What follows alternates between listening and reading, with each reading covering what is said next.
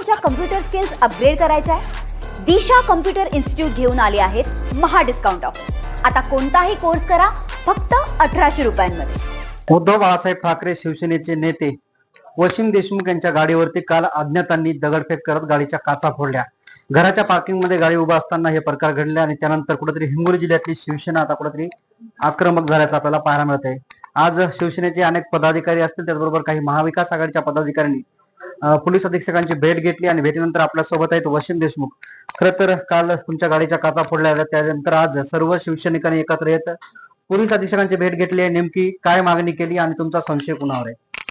नाही, हा प्रकार आता घडलेला आहे। मला आपल्या माध्यमातून सांगायचंय की हा जो प्रकार घडला हा माझ्यासोबत तिसऱ्यांदा घडला आहे। मागच्या वर्षी माझे बॅनर फाडण्यात आले होते, त्यानंतर माझ्याकडे एक निसान किक्स गाडी आहे, तिच्याही काचा फोडल्या, पण मी त्याच्याकडे कानाडोळा केला आणि आज आता तिसऱ्यांदा माझ्या गाडीच्या काचा फोडल्या उभ्या असलेल्या गाडीला।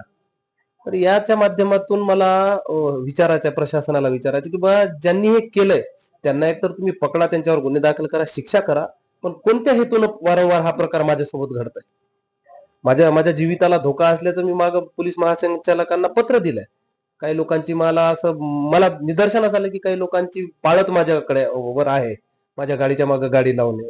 मग आज आम्ही त्याच अनुषंगानं महाविकास आघाडीच्या काँग्रेसचेही काही नेते मंडळी उपस्थित होती आणि आमचे शिवसेनेचे सर्व जिल्हा स्तरावरील सर्व पदाधिकारी आणि कार्यकर्ते आम्ही जाऊन आज पोलीस अधीक्षकांची भेट घेतली।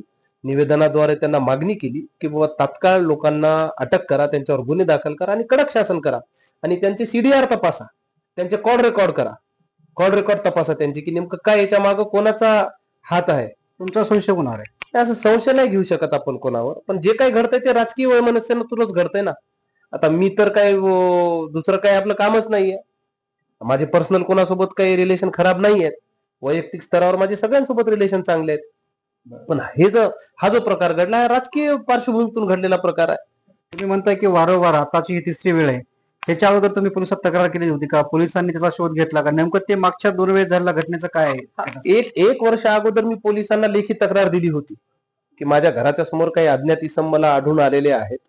याच्यानंतर त्याच्या अगोदर मग माझी एक दुसरी गाडी जी उल्लेख केल्याप्रमाणे तिच्याही काचा फोडण्यात आल्या होत्या, माझे बॅनर फाडले। वारंवार मला टार्गेट करण्याचा प्रकार होत आहे।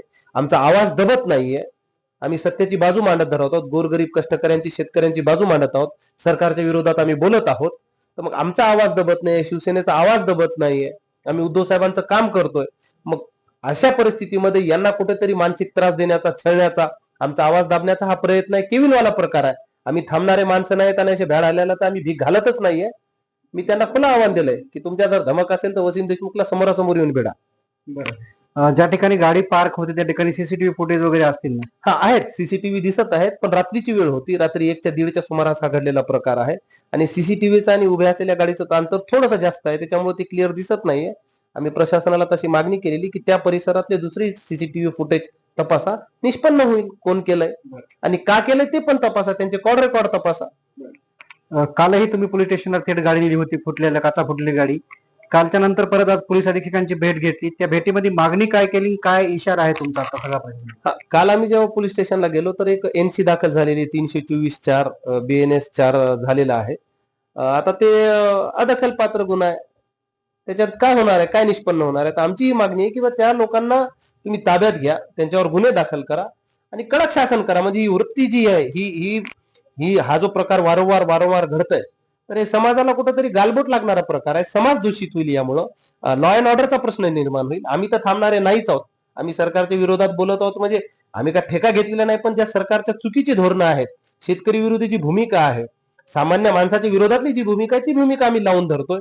आम्ही सरकारला जाब विचारतोय, प्रश्न विचारतोय। त्याच्यामुळं आता मागेही तुम्ही बघितलं असेल की मी पालकमंत्र्यांना धारेवर धरलं होतं, आम्ही कृषी मंत्र्याची गाडी अडवली होती, आमचे असे अनेक मुद्दे आहेत। मग या सगळं पार्श्वभूमीतून आता या प्रकरणामध्ये काय इशारा आहे तुमचा? जर नाही कारवाई झाली नाही, जे कोणी दोषी आहेत, संशयित आहेत, त्यांना अटक नाही झाली तर तुमची भूमिका काय आहे?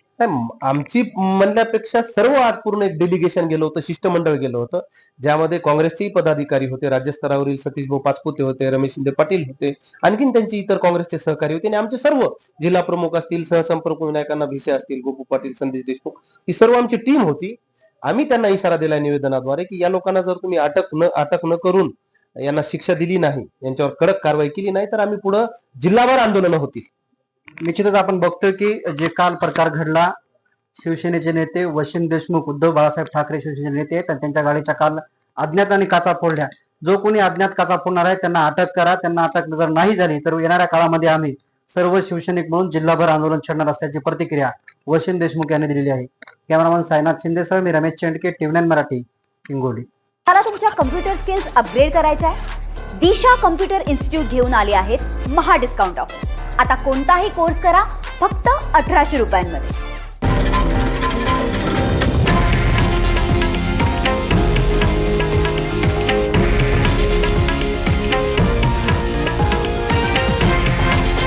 हे आहे देशातील नंबर 1 न्यूज नेटवर्क आणि आपण पाहत आहात TV9 मराठी, एकमेव.